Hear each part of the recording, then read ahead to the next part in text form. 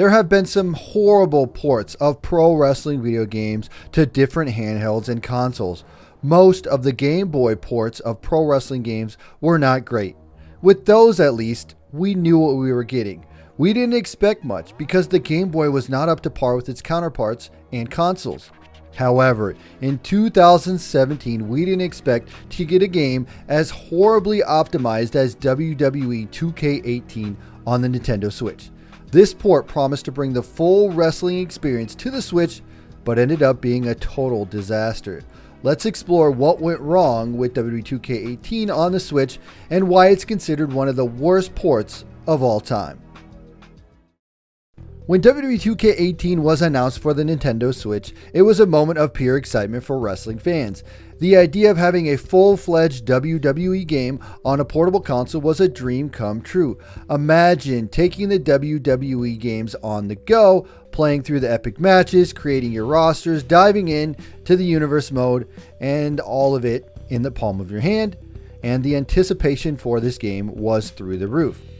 2K Sports and WWE hyped the game as the first mainline WWE title to hit a Nintendo platform in years. The trailers and promotional material showcased all the flagship features fans expected. A robust roster, detailed character models, modes like My Career and Road to Glory. The promise was a complete WWE 2K18 experience just as you would find it on the PS4 and the Xbox One, but now it was portable on the Switch. Fans were super excited about this. The hybrid nature meant you could transition from playing on the go to your TV to handheld mode, all in the snap of a switch, just like the console says. It felt like a game changer for wrestling games. Everyone was excited and speculated how the game would take advantage of the Switch capabilities. The idea was revolutionary, bringing a full-fledged wrestling experience to a portable device. The stakes were high, but so were the expectations. When WWE 2K18 finally hit the Nintendo Switch, the excitement quickly turned into a nightmare. Right out of the gate, players encountered severe performance issues that made the game almost unplayable. The frame rate often dipped below 20 frames per second, resulting in choppy and laggy gameplay that was frustrating and disoriented. Imagine trying to execute a move or reverse a move with inconsistent performance. It was just a disaster. Load times were also another major issue. Players reporting waiting several minutes just to start a match, and transition between menus felt sluggish. These glitches weren't just minor annoyances, they were game-breaking. Examples of these bugs were plentiful. There were clipping issues with wrestlers would phase through the ropes or the ring, texture pops in and out make the game look unfinished, and frequent crashes that would abruptly end matches. It was clear that the port had not been properly tested or even optimized for the Switch's hardware.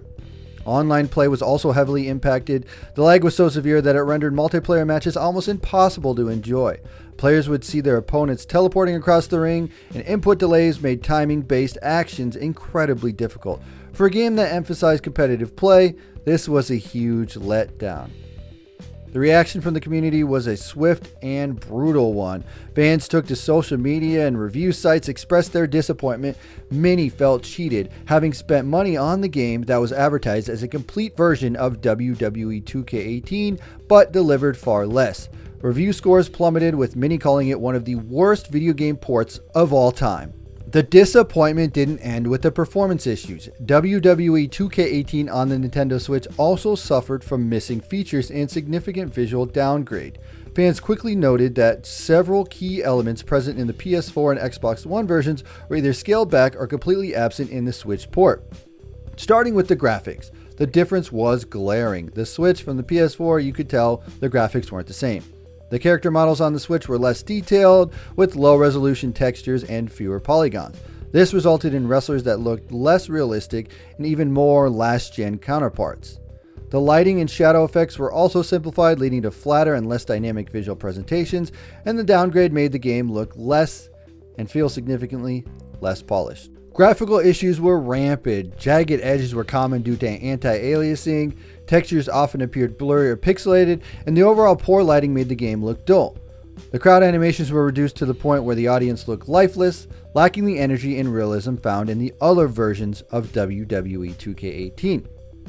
Several features were missing or reduced. For instance, the Switch version had significantly smaller roster available at launch, with DLC taking longer to be released compared to other platforms. My Career, which is a staple of the WWE games at this point, was stripped down. The Switch's version lacked many of the cutscenes and storyline elements that made the mode engaging on the other consoles.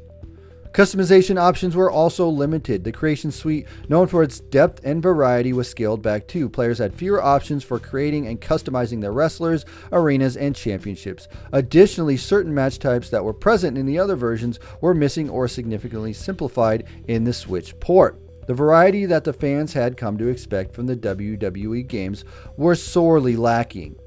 Everyone was very disappointed with this game, even expressing in reviews. They highlighted the poor visuals, missing features, and overall lackluster performance as major drawbacks for this game, which was supposed to be a groundbreaking portable wrestling game, ended up feeling like an incomplete and rushed product.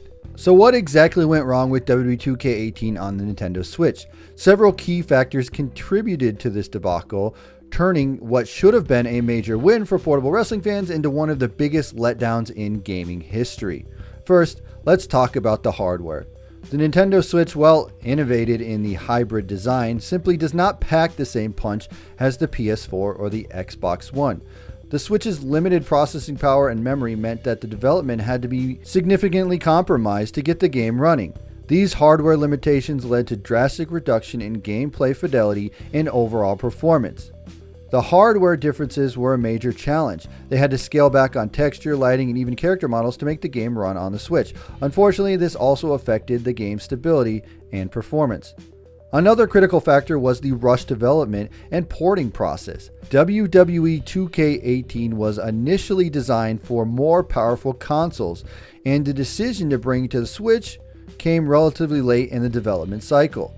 This meant that the porting team had a very tight timeline to rework the game for the Switch's unique architect. They were under immense pressure to deliver the game on time. The rush schedule didn't allow them to optimize the game for the Switch properly. They had to make tough decisions on what to cut and what to simplify just to meet the deadline. Adding to the challenges, the WWE 2K18 engine itself wasn't the most stable. Even on more powerful consoles, the game was known for its bugs and performance issues. Porting this already troubled engine to the Switch only amplified these problems. The engine's demands were simply too high for the Switch to handle smoothly. The engine was built for high-end hardware in mind, and adapting it to the Switch required extensive modifications. These modifications often introduced new issues and exasperated existing ones.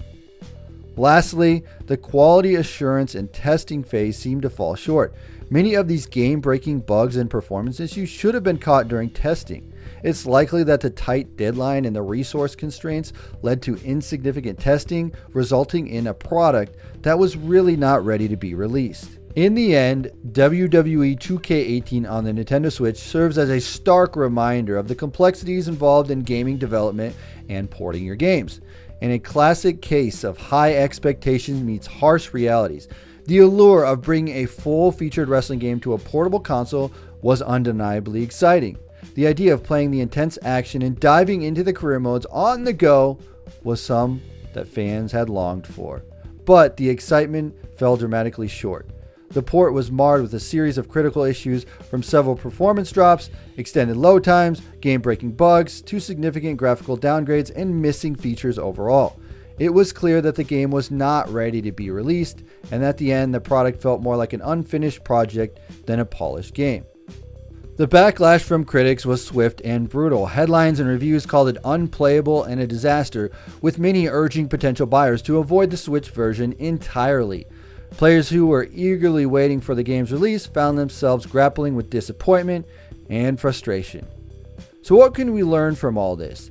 The WWE 2K18 Switch port underscores the importance of setting realistic expectations throughout testing and not cutting corners in the rush to the market. It also highlights that we need developers to fully understand and work within hardware limitations of a platform that they are developing for. Had more time and resources been dedicated to optimizing this game for the Nintendo Switch, the story might have been different. However, this was a rush case and a terrible release of a game that should have never come out for the Switch. Looking forward, we can have hope as the Nintendo Switch 2 is going to be coming out soon, and we are looking that a WWE game could possibly be released on there. If they can't dedicate a full team to developing the game for that console version, then they shouldn't make it in the first place.